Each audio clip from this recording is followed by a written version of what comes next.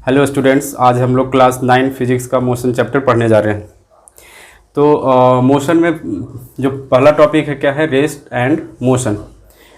Rest and motion, तो जब हम लोग बोलते हैं कोई भी ऑब्जेक्ट रेस्ट में कब है, ठीक है, जब अगर हम पूछते हैं कि कोई भी ऑब्जेक्ट रेस्ट में कब है, कोई भी ऑब्जेक्ट रेस्ट में तब है जब उसका मूवमेंट नहीं हो पा रहा होगा। ठीक है, अगर वो उस ऑब्जेक्ट का मूवमेंट नहीं हो पा रहा है तो वो ऑब्जेक्ट क्या है, रेस्ट में है। ठीक है, यही कहेंगे। और अगर हम पूछते हैं कि कोई भी ऑब्जेक्ट का मूवमेंट कब नहीं हो रहा है, कोई भी ऑब्जेक्ट का मूवमेंट कब नहीं हो रहा है, तो आंसर होगा कि वो उसका मूवमेंट तब नहीं हो रहा है जब वो ऑब्जेक्ट रेस्ट में है। ठीक है, जब वो ऑब्जेक्ट रेस्ट में है तो कहेंगे कि उसका मूवमेंट नहीं हो रहा है। ठीक है, तो अब ये इसी तरह से कहना हुआ कि जैसे कोई दो घर है, ठीक है, ए के सामने बी और बी के सामने क्या है, ए। ठीक है, तो यहाँ से क्या हो गया कि रेस्ट, हम लोग डेफिनेशन क्या समझ सकते हैं इससे कि रेस्ट क्या है कि कोई भी ऑब्जेक्ट है ना, कोई भी ऑब्जेक्ट है, अगर उस ऑब्जेक्ट का पोजीशन, उस ऑब्जेक्ट का अगर पोजीशन चेंज होता है, उस ऑब्जेक्ट का पोजीशन जैसे जैसे अगर उसका टाइम बढ़ रहा है, तो टाइम बढ़ने से अगर उसका पोजीशन भी चेंज हो रहा है तो वो ऑब्जेक्ट क्या होगा, वो ऑब्जेक्ट मोशन में कहलाएगा। और अगर उस ऑब्जेक्ट का टाइम चेंज हो रहा है, टाइम बढ़ रहा है और उस ऑब्जेक्ट का पोजीशन चेंज नहीं हो पा रहा है, पोजीशन चेंज नहीं हो पा रहा है, तो वो ऑब्जेक्ट क्या कहलाएगा, वो ऑब्जेक्ट मोशन में नहीं कहलाएगा, वो ऑब्जेक्ट रेस्ट में होगा। ठीक है, तो इसका डेफिनेशन समझते हैं, रेस्ट एंड मोशन। रेस्ट क्या होगा, रेस्ट का, if the position of an object, if the position of an object, if the position of an object does not change with as time passes, as time passes, then it is said to be rest, it is said to be rest। ठीक है, next motion का, motion क्या हो जाएगा, if the position of an object changes, if the position of an object, the position of an object changes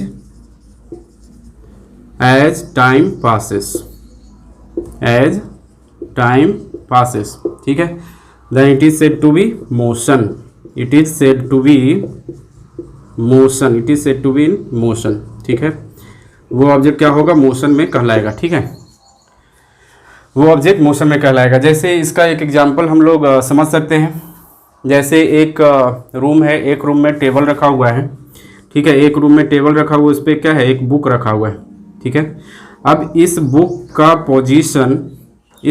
position room के according change नहीं हो रहा है। रूम के अकॉर्डिंग करने का मतलब, रूम में क्या होगा, 4 वॉल है ना, 4 वॉल है, तो वो वॉल से डिस्टेंस उसका, और सीलिंग है तो सीलिंग से उसका डिस्टेंस चेंज नहीं हो रहा है, ना तो उसका वॉल से डिस्टेंस चेंज हो रहा है और ना ही सीलिंग से डिस्टेंस चेंज हो रहा है। जबकि यहाँ पे टाइम क्या है, टाइम तो बढ़ रहा है, तो टाइम बढ़ रहा है लेकिन उसका डिस्टेंस चेंज नहीं हो रहा है। वो ऑब्जेक्ट जहाँ पे है वहाँ पे ही बिल्कुल रुका हुआ है, तो वो ऑब्जेक्ट कहेंगे क्या है, वो ऑब्जेक्ट रेस्ट में है।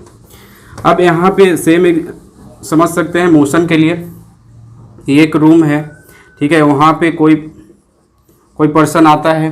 ठीक है, कोई पर्सन आता है तो वो टाइम t1 में, यहाँ टाइम t1 में यहाँ पे है, लेकिन जैसे ही अगर टाइम बढ़ रहा है तो वो पर्सन यहाँ पे आ जाता है। ठीक है, तो अब टाइम यहाँ पे बढ़ रहा है और ऑब्जेक्ट भी मूव कर रहा है, तो क्या कहेंगे यहाँ पे कि ऑब्जेक्ट क्या है, ऑब्जेक्ट मोशन में है। ठीक है, अब यहाँ पे नेक्स्ट समझेंगे, मोशन इज रिलेटिव। मोशन क्या होता है, कोई भी रेस्ट और मोशन एक दूसरे से रिलेटिव होता है, मतलब कि कोई भी मोशन को हम एब्सोल्यूट नहीं कह सकते। कोई भी मोशन एब्सोल्यूट नहीं होता है कि कोई भी ऑब्जेक्ट परमानेंटली वो मोशन में है, या कोई भी ऑब्जेक्ट को हम कह सकते हैं कि वो परमानेंटली रेस्ट में है। ठीक है, तो मोशन क्या होता है, मोशन रिलेटिव होता है, motion is relative. Motion is relative. अब इसको समझे कैसे, जैसे इसका हम एग्जाम्पल समझ सकते हैं। क्या है, एक ट्रेन है, ठीक है, ट्रेन है। अब उसमें बहुत सारा कंपार्टमेंट है, ठीक है, एक ट्रेन है। अब हर एक कंपार्टमेंट में कुछ पर्सन बैठा हुआ है, ठीक है, हर एक कंपार्टमेंट में कुछ पर्सन बैठा हुआ है, ठीक है। अब जो पर्सन यहाँ पे बैठा हुआ है, इस कंपार्टमेंट के रेफरेंस में क्या है, ये कंपार्टमेंट के रेफरेंस में ये क्या है, रेस्ट में है, ठीक है। इस कंपार्टमेंट के रेफरेंस में क्या है, ये रेस्ट में है ना। तो इस कंपार्टमेंट का कोई भी ऑब्जेक्ट इस चेंज नहीं हो रहा है। लेकिन अगर कोई पर्सन अगर बाहर खड़ा है, तो इसके रेफरेंस में अगर कहेंगे क्या, इसका पोजीशन चेंज हो रहा है, ठीक है। ये जो पर्सन जो बैठा हुआ है कंपार्टमेंट में, इसका पोजीशन क्या हो रहा है, चेंज हो रहा है। हर एक टाइम इसका पोजीशन, हर एक सेकंड इसका पोजीशन चेंज हो रहा है, ठीक है। इसके रेफरेंस में इसका पोजीशन चेंज हो रहा है, और जो पर्सन यहाँ पे बैठा हुआ है ट्रेन में, इसके मुकाबले इसका भी पोजीशन क्या हो रहा है, चेंज हो रहा है, ठीक है। क्योंकि इसका डिस्टेंस इसके हिसाब से बढ़ रहा है और घट रहा है, मतलब बढ़ ही रहा है, घट तो नहीं रहा है, ठीक है, बढ़ रहा है। तो इसका पोजीशन चेंज हो रहा है, बढ़ना घटना मतलब उसका पोजीशन अगर चेंज हो रहा है तो कहेंगे वो ऑब्जेक्ट क्या है, मोशन में है, ठीक है। अब यहाँ पे अगर प्लेटफॉर्म है, प्लेटफॉर्म इसके हिसाब से क्या है, प्लेटफॉर्म से अगर ये ट्रेन गई है तो प्लेटफॉर्म मोशन में है या रेस्ट में है, प्लेटफॉर्म मोशन में है या रेस्ट में है, क्या है।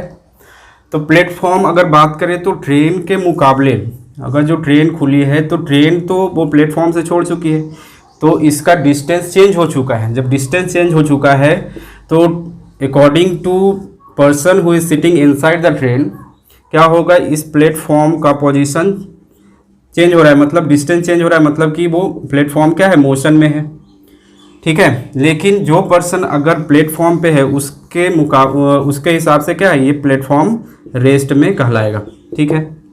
तो जहाँ पे एक के लिए वो रेस्ट हो जाता है तो अगले पर्सन के लिए वो मोशन में हो जाता है, ठीक है। तो इसीलिए हम कहते हैं कि कोई भी ऑब्जेक्ट, ठीक है, कोई भी ऑब्जेक्ट क्या है, वो एब्सोल्यूट रेस्ट और मोशन में नहीं है। एब्सोल्यूट मोशन में या रेस्ट में वो नहीं कहला सकता है, ठीक है, क्योंकि एक टाइम में वो मोशन में हो जाता है लेकिन अगले ही टाइम में वो रेस्ट में हो जाता है, ठीक है। अब ये डिपेंड करता है किसके, तो ये डिपेंड करता है रेफरेंस पॉइंट, है ना, जो रेफरेंस होता है, रेफरेंस पॉइंट। जैसे रेफरेंस पॉइंट क्या करने का मतलब है कि जैसे यहाँ पे ट्रेन और प्लेटफॉर्म का एग्जांपल समझे थे, तो प्लेटफॉर्म अगर रेफरेंस मानते हैं, मतलब इसको अगर रेफरेंस मानते हैं, रेफरेंस पॉइंट, तो ट्रेन यहाँ से गई है, ठीक है, तो इसके हिसाब से क्या हो गया, ट्रेन तो मोशन में हो गया। लेकिन जो पर्सन प्लेटफॉर्म पर खड़ा है तो प्लेटफॉर्म उसके हिसाब से क्या है, वो रेस्ट में है। तो रेफरेंस पॉइंट यहाँ पे जो पॉइंट हम लोग मान लिए कि उसके हिसाब से क्या होगा, मोशन में है कोई भी ऑब्जेक्ट या रेस्ट में है, ठीक है। तो इस तरह से कह सकते हैं कि कोई भी ऑब्जेक्ट मोशन और रेस्ट में है, ठीक है। तो ये भी क्लियर हो गया। नेक्स्ट है motion of living and non living things. Motion of living and non living things. Motion of living and non living things. अब ये क्या चीज़ है, motion of living and non living things. Living things और non living things ये दोनों motion करता है, ठीक है, चाहे वो लिविंग थिंग्स है या नॉन लिविंग थिंग्स है, ठीक है। दोनों क्या होगा, दोनों मोशन करेगा, बट दोनों में एक फ़र्क होगा, ठीक है, दोनों में एक फ़र्क होगा। जैसे अगर लिविंग थिंग्स का बात करें, ठीक है, तो कोई भी एनिमल्स, है ना, कोई भी एनिमल्स, बर्ड्स, ह्यूमन बींग्स, ठीक है, ये सब मोशन करेंगे। लेकिन ये सब का मोशन क्या होगा, ये सब का मोशन होगा कि ये सब का अपने हिसाब से मोशन होगा। मतलब क्या कहने का मतलब है, अगर ह्यूमन बींग्स का बात करते हैं तो ह्यूमन बींग्स क्या होता है, दौड़ता है, मूवमेंट होता है, मूव करता है, ठीक है। He can bend his hand और ठीक है एक्सेट्रा। कोई भी मूवमेंट अपने बॉडी में अगर करता है तो वो उसके ब्रेन से कंट्रोल होता है। क्या होता है? ह्यूमन बींग्स का वो ब्रेन से कंट्रोल होता है, ठीक है। तो ये ब्रेन सिग्नल इसको भेजता है और उसके बाद ये मोशन इसमें होता है। लेकिन अगर बात करते हैं नॉन लिविंग थिंग्स में, ठीक है, तो अगर बात करते हैं नॉन लिविंग थिंग्स में, तो अगर मान लेते हैं यहाँ पे एग्जांपल समझते हैं एक फुटबॉल का, ठीक है। तो कोई भी फुटबॉल अगर है या कोई भी ऑब्जेक्ट, तो अगर फुटबॉल को मोशन में लाना है, फुटबॉल को अगर मोशन में लाना है तो ये मोशन में तभी आ पाएगा जब कोई पर्सन जो है इसको किक करेगा, है ना। फुटबॉल को अगर कोई पर्सन अगर किक करता है तभी ये मोशन में आ पाता है, ठीक है। तो यहाँ पे कोई ना कोई एक फोर्स चाहिए होगा, ठीक है। एक सर्टेन फोर्स चाहिए फ्रॉम द एक्सटर्नल एजेंट उस ऑब्जेक्ट को मोशन में आने के लिए, ठीक है। तो मेन डिफरेंस यहाँ पे यही है कि क्या है कि वो नॉन लिविंग थिंग्स कोई भी अपने आप वो मोशन में नहीं कर पाएगा जब तक उसमें कोई भी एक्सटर्नल फोर्स हम नहीं लगाते हैं, ठीक है। तो यहाँ तक क्लियर हो गया motion of living and non living things. Next है मेजरिंग पोजीशन, इसको समझेंगे measuring position.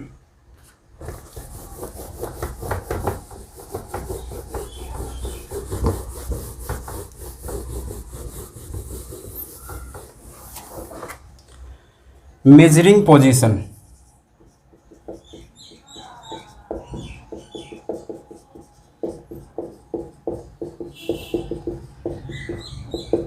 Measuring position, measuring position में जो पहला चीज समझना है वो क्या है?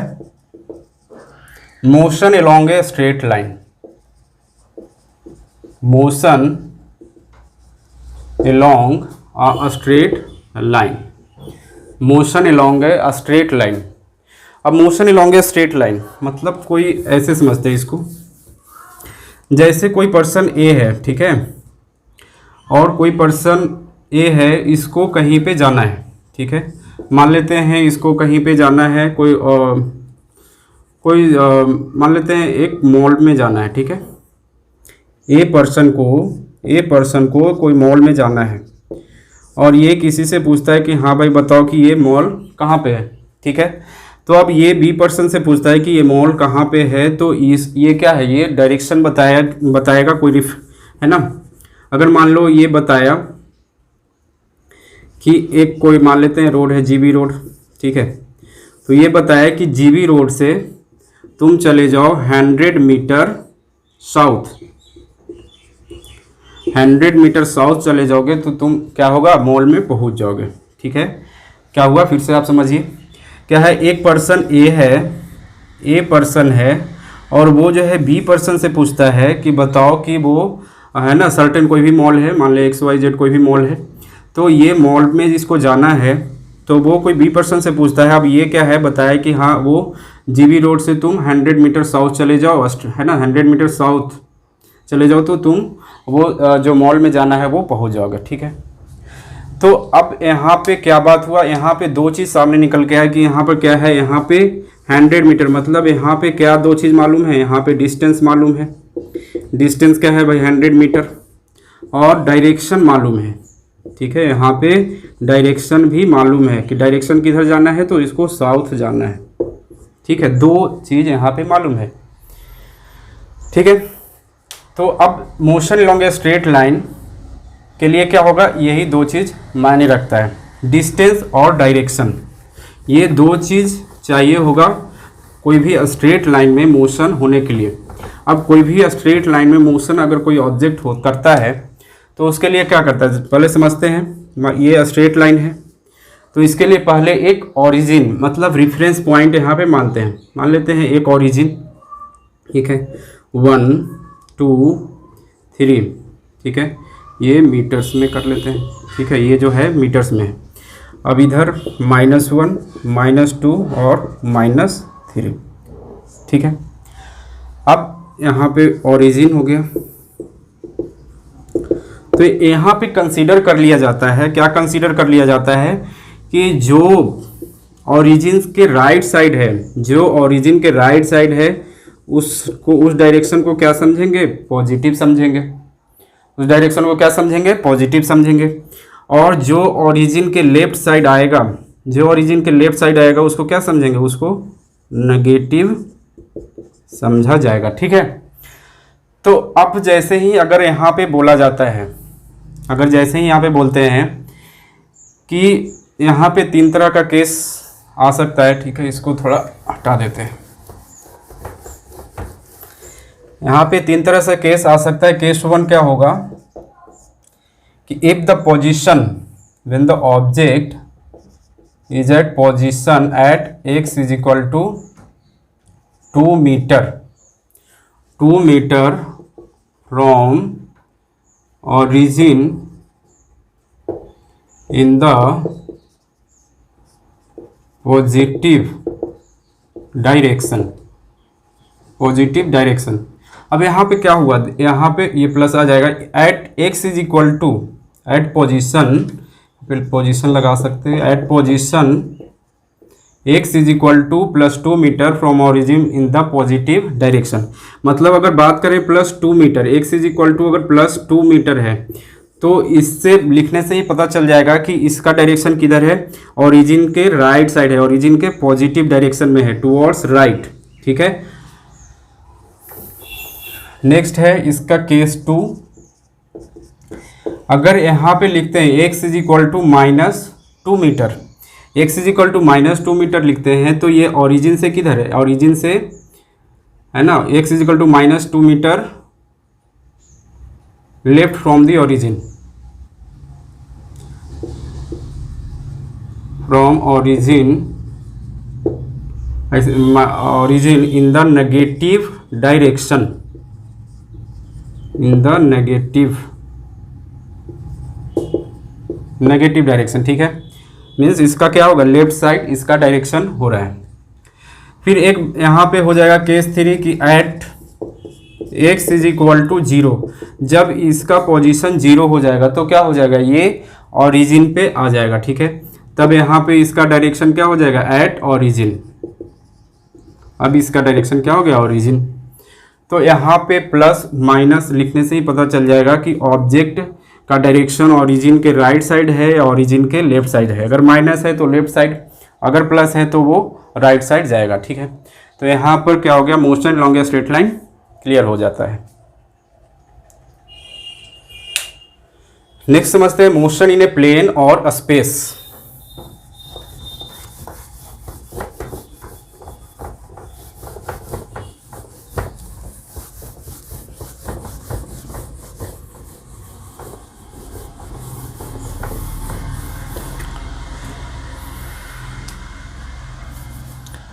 मोशन इन अ प्लेन और space, motion in a plane और स्पेस। तो जब बात करते हैं प्लेन का मतलब क्या, प्लेन या स्पेस। तो जैसे ये अगर बोर्ड है तो ये बोर्ड क्या है, एक प्लेन है। ठीक है, अगर एक रूम का दीवार समझ लेते हैं, ठीक है, तो वो भी क्या है, एक क्या है, प्लेन है। जैसे ये क्या हो गया, 2 डायमेंशनल।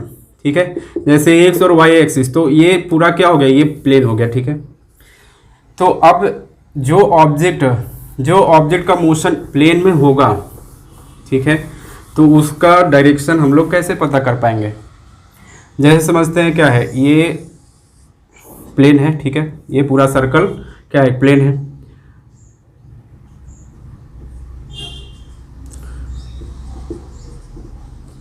ठीक है, इसका रेडियस है, मान लेते हैं 10 सेंटीमीटर, इसका रेडियस 10 सेंटीमीटर। ये ओरिजिन हो गया। अब यहाँ से कोई ऑब्जेक्ट यहाँ है P1 पे, ठीक है, एक ऑब्जेक्ट है P2 यहाँ पे, और एक ऑब्जेक्ट है P3 यहाँ पे। ठीक है, P3 सॉरी यहाँ पे नहीं है, यहाँ पे कर लेते हैं इसको, एट P3। ठीक है, और ये जो एंगल बन रहा है वो क्या है, 30 डिग्री, ये दिया हुआ है 30 डिग्री। अब यहाँ पे क्या करना है, यहाँ पे निकालना है कि यहाँ पे बताओ कि ये जो ऑब्जेक्ट है P1 पे P2 पे एंड P3, ये तीनों पोजीशन पे ऑब्जेक्ट का डायरेक्शन और उसका जो मैग्नीट्यूड होगा, ठीक है, वो क्या होगा। मैग्नीट्यूड यहाँ करने का मतलब है वो न्यूमेरिकल वैल्यू, ठीक है। तो ये P1 पर जो ऑब्जेक्ट होगा उसका वैल्यू क्या होगा। तो P1 पहले ये क्या है, तो ये तो ओरिजिन है, तो रेडियस तो चारों तरफ बराबर होता है, ये 10 है तो ये भी 10, ये भी 10, ये भी 10, ठीक है। तो कहें कि एट P1 पे क्या हो जाएगा 10 सेंटीमीटर नॉर्थ ऑफ ईस्ट, ठीक है, नॉर्थ ऑफ ईस्ट, ठीक है। एंटी क्लॉकवाइज इधर से समझते हैं तो क्या होगा नॉर्थ ऑफ ईस्ट, ये नॉर्थ तरफ जा रहा है तो ये क्या हो जाएगा नॉर्थ ऑफ ईस्ट, मतलब कि ईस्ट से 30 यहाँ पे 30 डिग्री नॉर्थ ऑफ ईस्ट हो जाएगा, क्योंकि ये जो एंगल है तो ये नॉर्थ की तरफ कितना डिग्री का एंगल बना रहा है, ये नॉर्थ की तरफ 30 डिग्री का एंगल बना रहा है। तो यहाँ पे कह रहे हैं कि क्या होगा P1 हो जाएगा 10 centimetre 30 degree north of east. Next यहाँ पे अगर बात करते हैं तो P2 इसका भी मैग्नीट्यूड सेम हो जाएगा कि हाँ भाई ये कितने डिस्टेंस पे है, तो ये भी 10 सेंटीमीटर डिस्टेंस पे है। किधर है, तो ये बिल्कुल नॉर्थ डायरेक्शन में है, ठीक है, बिल्कुल नॉर्थ डायरेक्शन में है। P3 का बात करते हैं तो P3 का पोजीशन कहाँ पे है, तो P3 का पोजीशन ये भी 10 सेंटीमीटर पे है, ये भी, क्योंकि रेडियस तो सब जगह सेम ही होगा, ये 10 तो ये भी 10, ठीक है, सब 10 होगा, तो ये 10 centimetre 30 degree north of west, ठीक है, ये 30 डिग्री नॉर्थ ऑफ वेस्ट हो जाएगा। ये वेस्ट हो गया है ना, ये north direction, east, west, north and नीचे में साउथ, तो ये नॉर्थ ऑफ वेस्ट, ठीक है, ये 30 डिग्री है इसलिए इधर से बना, ठीक है। तो नॉर्थ ऑफ वेस्ट, तो 30 डिग्री नॉर्थ ऑफ वेस्ट। तो इस तरह से हम लोग पता कर सकते हैं कि कोई भी प्लेन और स्पेस में अगर हम लोग को निकालना है कि हाँ भाई उसका डिस्टेंस क्या होगा और डायरेक्शन क्या होगा, तो इस तरह से बहुत आसानी से पता कर सकते हैं, ठीक है। तो इस तरह से मोशन इन ए प्लेन और स्पेस समझ में आ गया, ठीक है।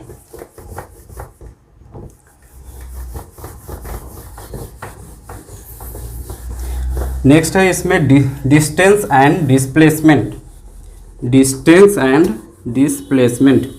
लेकिन डिस्टेंस एंड डिस्प्लेसमेंट से पहले एक टॉपिक समझेंगे, scalar quantity and vector quantity, ठीक है। Scalar and vector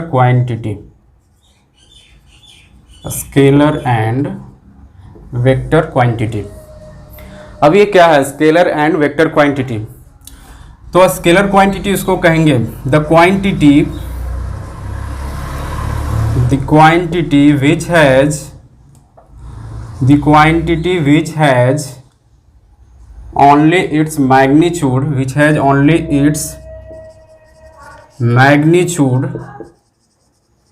magnitude means पीछे डिस्कस कर चुके हैं। मैग्नीट्यूड मीन्स क्या होता है, न्यूमेरिकल वैल्यू।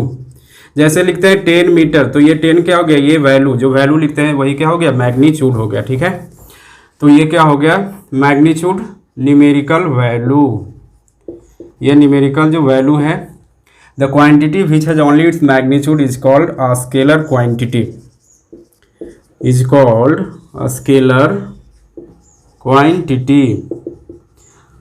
अब स्केलर क्वांटिटी क्या होगा, जैसे कोई भी लेंथ ले लेते हैं, लेंथ का कोई भी यूनिट, जैसे 10 मीटर है ना, या 15 kg, सॉरी ये तो मास का हो जाएगा, ठीक है। 10 मीटर, सेंटीमीटर है ना, ये हो जाएगा किलोमीटर, जो भी लेंथ को मेजर करने का जो भी यूनिट होगा वो क्या हो जाएगा, स्केलर क्वांटिटी हो जाएगा। नेक्स्ट है मास का, अगर बात करें मास भी होगा, जैसे अगर 10 kg है ना, ग्राम में ले सकते हैं 15 ग्राम, या जो भी यूनिट है मास का, वो क्या हो जाएगा, वो स्केलर क्वांटिटी हो जाएगा। टाइम हो जाएगा स्केलर क्वांटिटी, है ना, 10 सेकेंड, 5 आवर, कुछ भी, ठीक है। डिस्टेंस हमारा क्या हो जाएगा, डिस्टेंस भी स्केलर क्वांटिटी ही हो जाएगा। जैसे लिखते हैं 5 किलोमीटर, तो ये डिस्टेंस भी क्या है, स्केलर क्वांटिटी है, मतलब वैसा क्वांटिटी जिसमें सिर्फ मैग्नीट्यूड का ज़रूरत होता है उसको क्या कहेंगे, स्केलर क्वांटिटी कहेंगे। ठीक है, नेक्स्ट इसमें वेक्टर क्वांटिटी क्या हो जाएगा, वेक्टर क्वांटिटी। तो वेक्टर क्वांटिटी क्या हो जाएगा, the quantity which has magnitude, which has its magnitude as well as direction, which has its magnitude as well as its direction। अब इसमें क्या हो गया, as well as direction is called a vector quantity, is called vector quantity. ठीक है, मतलब इसमें दोनों कुछ चाहिए, क्या मैग्नीट्यूड चाहिए और डायरेक्शन भी चाहिए।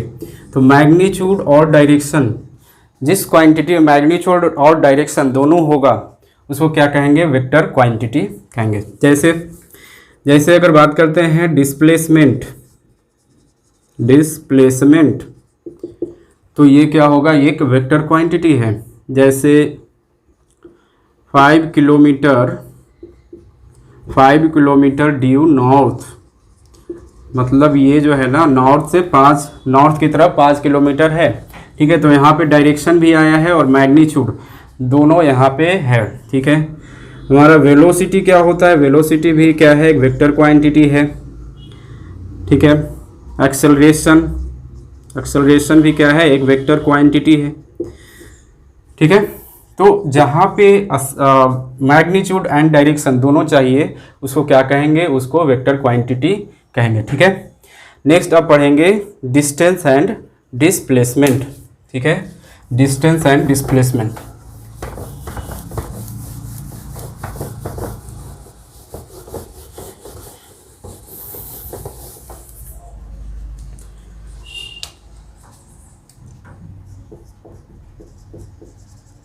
डिस्टेंस एंड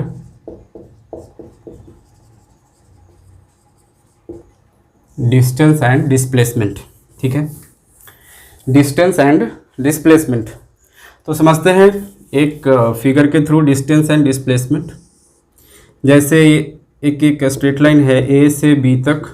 ठीक है, ए से बी तक कोई ऑब्जेक्ट यहाँ से इधर से यहाँ से पहुँचा। ठीक है, इस डायरेक्शन से, और कोई object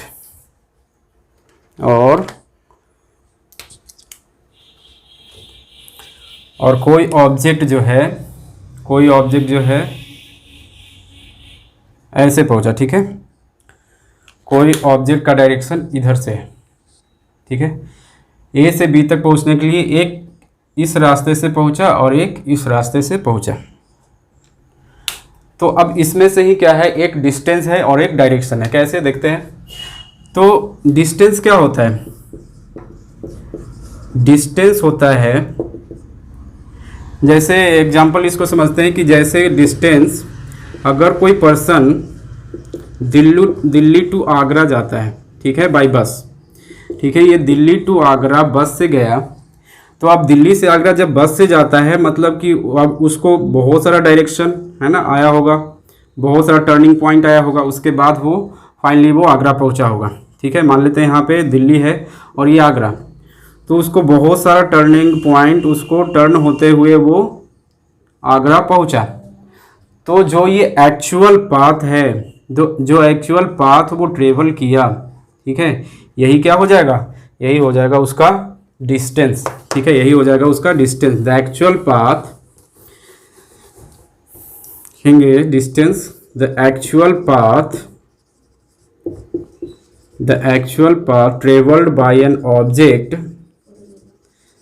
the actual path traveled by an object from initial position to final position, from initial position to final position is called distance। ये क्या हो जाएगा, डिस्टेंस। ठीक है, अब यहाँ पे क्या है कि इनिशियल पोजीशन, जहाँ से वो शुरू किया उस पॉइंट को क्या कहेंगे, इनिशियल पोजीशन। जिस पॉइंट से कोई ऑब्जेक्ट मूव करना शुरू किया उस पॉइंट को क्या कहेंगे, इनिशियल पोजीशन। और जो फाइनल पोजीशन जहाँ पे उसको पहुँचना है, जो उसका डेस्टिनेशन है, वो क्या हो जाएगा, वो हो जाएगा फाइनल पोजीशन। ठीक है। So the actual path travel by an object is called from initial position to final position is called, क्या हो जाएगा, डिस्टेंस। अब यहाँ पे डिस्प्लेसमेंट समझते हैं। तो डिस्प्लेसमेंट क्या होगा, ठीक है, displacement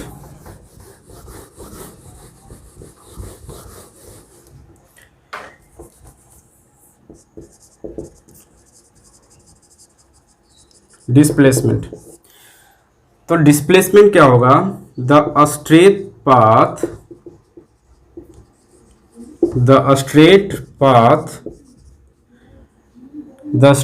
path from initial position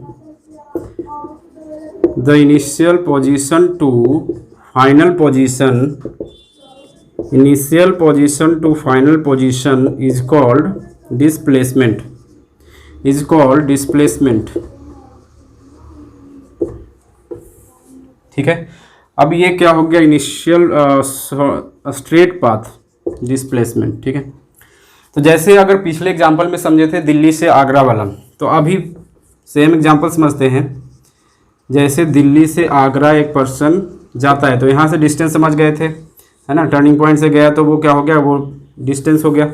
लेकिन अगर डिस्प्लेसमेंट का बात करते हैं तो दिल्ली से आगरा, ठीक है, जो स्ट्रेट पाथ दिल्ली से आगरा होगा, वो क्या होगा, वो उसका वो जो पाथ होगा वो स्ट्रेट पाथ डिस्प्लेसमेंट कहलाएगा। इसको हम ऐसे भी कह सकते हैं, the shortest distance from the initial position to the final position is called displacement. ठीक है। अब एक डिफरेंस इसमें समझते हैं डिस्टेंस एंड डिस्प्लेसमेंट में, एक और समझते हैं इसमें। डिस्टेंस क्या है, डिस्टेंस जो है स्केलर क्वांटिटी है। डिस्टेंस कैसा क्वांटिटी है, distance is a scalar quantity. Displacement क्या है, displacement is a vector quantity. ठीक है।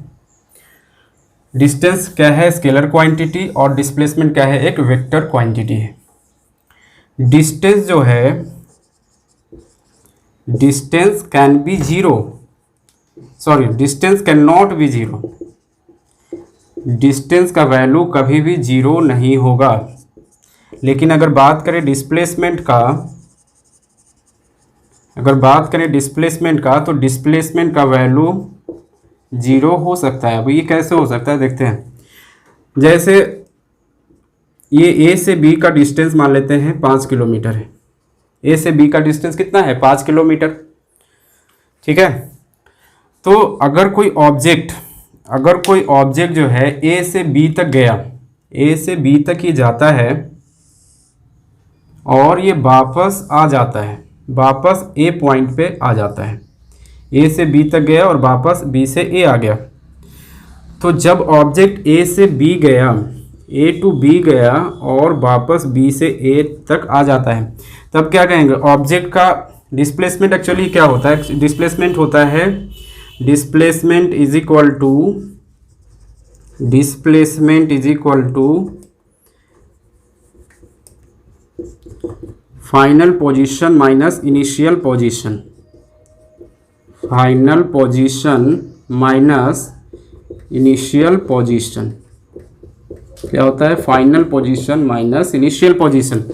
तो फाइनल पोजीशन मान लेते हैं, उसका इनिशियल पोजीशन क्या होगा, फाइनल पोजीशन इसका क्या है, final position minus initial position. तो वो क्या देगा, इसको कर सकते हैं x2 माइनस x1। ठीक है, final position minus initial position. तो अगर यहाँ पे इस एग्जांपल में समझते हैं, इस ऑब्जेक्ट का इनिशियल पोजीशन ये है और ये ऑब्जेक्ट यहाँ से b तक गया और फिर वापस b से a तक आ गया। ठीक है, वापस b से a तक लौट जाता है। तो इनिशियल पोजीशन भी ये है और फाइनल पोजीशन भी है। तो इनिशियल पोजीशन भी सेम और फाइनल पोजीशन भी सेम। ठीक है, तो ये अगर फाइनल 5 माइनस 5 करेंगे, ठीक है, तो ये क्या आ जाएगा, 0, है ना, 5 गया और 5 लौट आया। तो उसका final position minus initial position दोनों क्या हो जाएगा, वो घट जाएगा, तो वो 0 आ जाएगा। लेकिन यहाँ पे डिस्टेंस जीरो नहीं आएगा। अगर बात करें डिस्टेंस का तो बिल्कुल नहीं होगा। 5 किलोमीटर गया, ठीक है, ए से बी तक गया 5 किलोमीटर, और वापस ये आता है तो वो 5 किलोमीटर। तो ये अगर डिस्टेंस का बात करें तो डिस्टेंस यहाँ पे क्या हो जाएगा, डिस्टेंस हो जाएगा 10 किलोमीटर, ठीक है। तो यहाँ पे डिस्प्लेसमेंट तो जीरो हो रहा है, इस केस में डिस्प्लेसमेंट जीरो हो गया, लेकिन डिस्टेंस क्या हो गया, 10 किलोमीटर हो गया, ठीक है। एक और जो डिस्प्लेसमेंट निकालने का तरीका है वो ट्रायंगल रूल, ठीक है, उससे समझते हैं। ये तो समझ में आ गया होगा कि final position minus initial position से।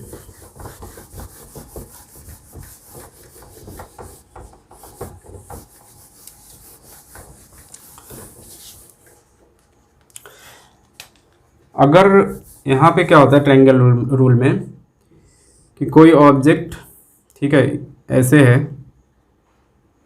और इस तरह से,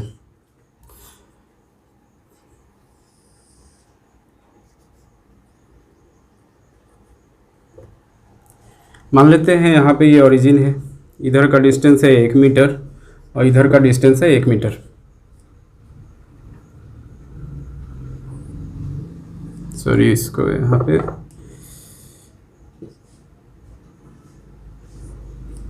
इस तरह से मान लेते हैं कोई ऑब्जेक्ट यहाँ से चला है 1 मीटर और फिर, है ना, ये मान लीजिए वेस्ट में आया है 1 मीटर वेस्ट डायरेक्शन में, और वेस्ट से नॉर्थ फिर चला गया है, ये नॉर्थ डायरेक्शन में 1 मीटर फिर चला गया है। तो अब बताना ये है कि हाँ भाई बताइए कि इसका रिजल्टेंट डिस्प्लेसमेंट क्या होगा। अगर यहाँ पे बात करते हैं डिस्टेंस का, अगर हम बात करते हैं डिस्टेंस का, तो डिस्टेंस क्या हो जाएगा, डिस्टेंस तो 1 मीटर प्लस 1 मीटर क्या हो जाएगा, 1 metre plus 1 metre 2 metre answer हो जाएगा। लेकिन डिस्प्लेसमेंट कैसे निकलेगा, डिस्प्लेसमेंट का कैसे होगा, तो डिस्प्लेसमेंट के लिए क्या होगा, ये जो होगा पढ़े थे जो straight path between initial to final, तो स्ट्रेट पाथ तो यही है ए से बी का, ठीक है।